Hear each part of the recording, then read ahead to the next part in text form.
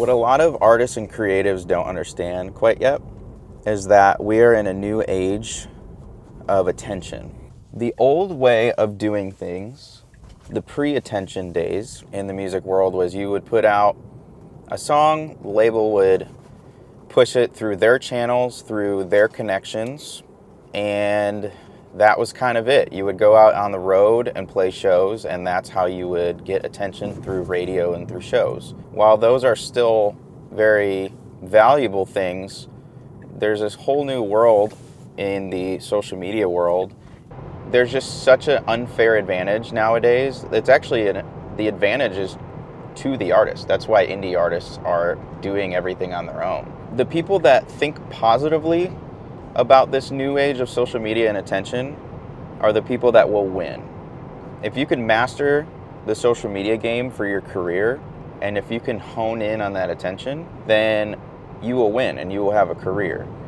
And I'm about to film a short form piece of content that will hopefully illustrate that and highlight some of the problems that artists are dealing with and why maybe some of this attention stuff is not clicking quite yet. The prop is in sight right here. Artists and musicians, I want to talk about something that I think a lot of artists don't quite understand about this new age that we live in. The new age that we live in is the attention age. If you look at Gary Vee's stuff, he calls it day trading attention. And so basically what that means is it's really no longer about the music anymore. It's about how much attention do you have, because when you convert attention, some people call it eyeballs on your brand or your music or your social media or whatever, the more of those you have on your brand, the more money will flow to you.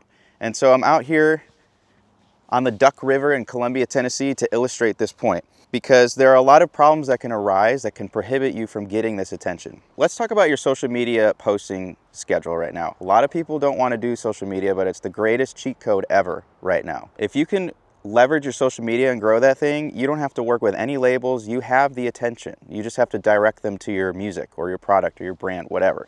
The river represents all of the attention that's happening. So in the old days, before social media, the only way you get attention was through touring, radio, or TV placements, whatever. But now with this whole new world of social media, if you can leverage it, all you need to do is grab the attention that's already flowing. So first I'm going to illustrate these buckets as the posting schedule that you guys have. If you're posting once a month or once a week or whatever, this is your cup.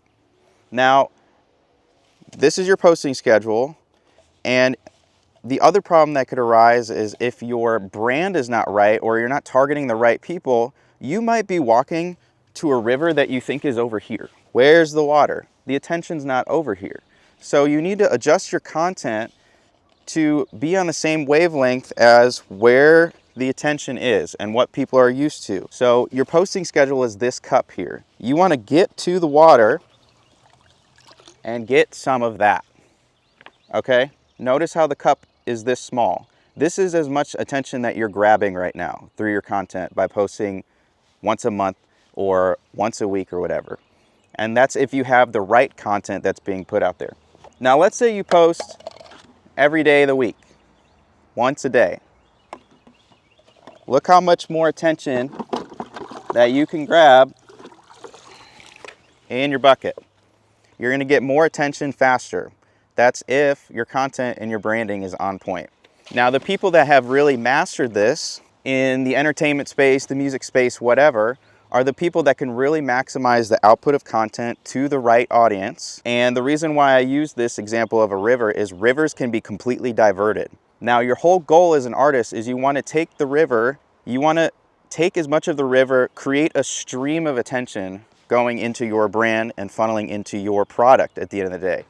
That's how you make money as an artist. But the problem is, some of you are putting this much out there and you're running around with this level of a cup, and you might be looking for water over there. There's no water over there. So you have to do your research, you have to trial and error, but the more you do, the more you trial and error, the faster you're going to learn what works and the faster you'll get the attention, which will crank up the machine that will get you that attention that you need. So I have a list of some problems that can happen that can prohibit you from making this whole thing work. You are confused with your own brand. You really need to sit down and figure out who you are as an artist, what you want to sound like, what you want to be, what you want to look like.